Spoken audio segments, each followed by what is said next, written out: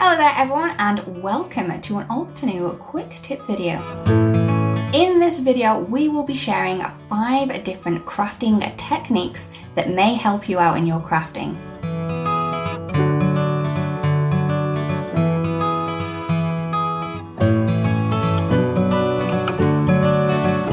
Now, number 1 is my most favourite of all.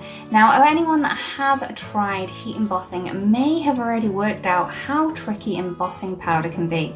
Those tiny little granules just want to stick anywhere that they can. A way around this is to use anti-static powder. Now, there are many different ones out on the market. You can use loads of different things. My favourite though is baby powder. Reason being, it works really well. Also, it smells good too.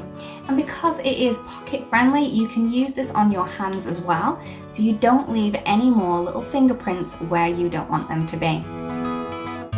Number 2, you can create many different watercolor washes.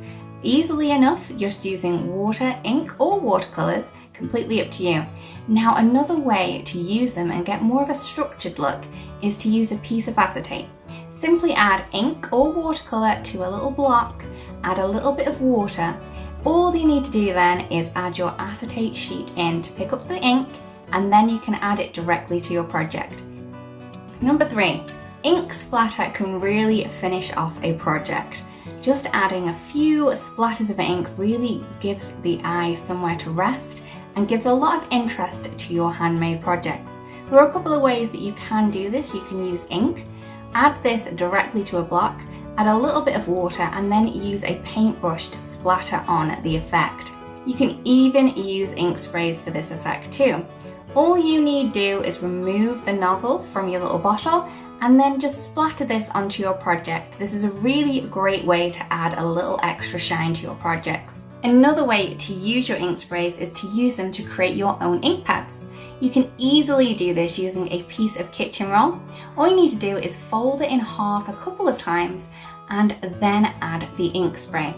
This will then create a little pad which you can then ink up your stamped image and stamp away as usual. Another crafting tool that we can't be without is the MISTI. So this is a great tool to have. It makes it so easy to line up layered images as well as sentiments.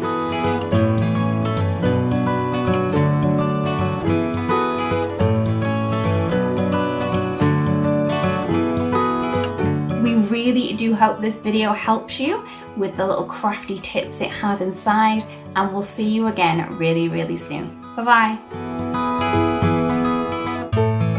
Hello crafters, Jen here. For more tips, techniques, tutorials, and to discover which paper crafting products are right for you, subscribe to Altenews YouTube channel. Make sure to hit the notification bell so you don't miss any videos. Thanks for watching.